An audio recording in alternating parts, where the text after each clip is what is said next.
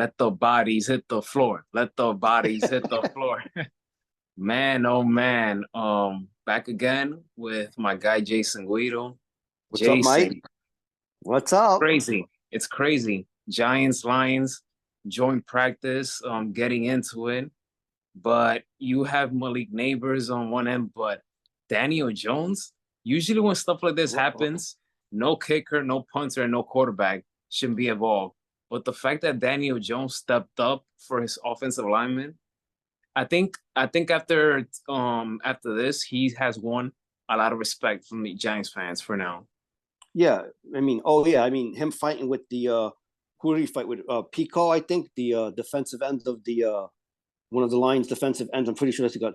Yeah, he really stepped up. I mean, I hope he doesn't get hurt fighting. That's what I'm worried about. Him throwing punches and shoving people who are twice his size. But no, but he stepped up. He showed a lot of heart. He's probably worked up too because the talk with him is that he's going to be out of here come next year. So he's probably all fired up. I mean, I would be. He's probably all fired up to get this season started. He needed that. He needed that.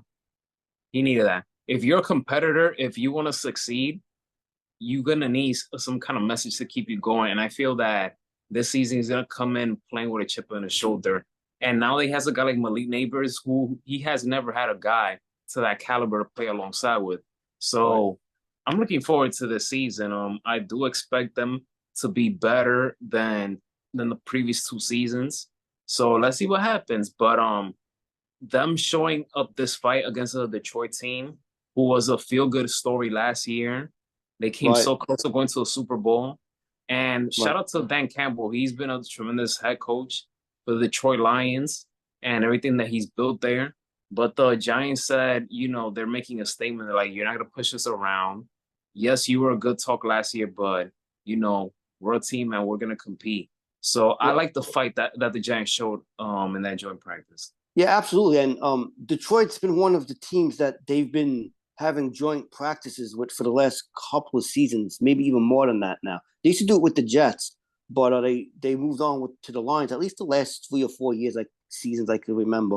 It might be longer than that now, but I know that them doing joint practices together has been a thing for a few years now. And both teams were fined $200,000 this morning or this afternoon by the NFL for the multiple brawl. I don't want to say brawls. Well, brawls slash pushing and shoving that went on in the uh both yesterday and Monday's games, training camp games, and they are going to play on tomorrow night. They're going to open up the preseason, at least for the Giants in Detroit. They're going to open up. They're going to have the first game for them tomorrow night, Thursday night. Boy, oh boy. And it's funny because at first I thought about it was okay, it's the Giants against the Giants that they were fighting in practice. But then when I looked into it, oh my God, it was just crazy.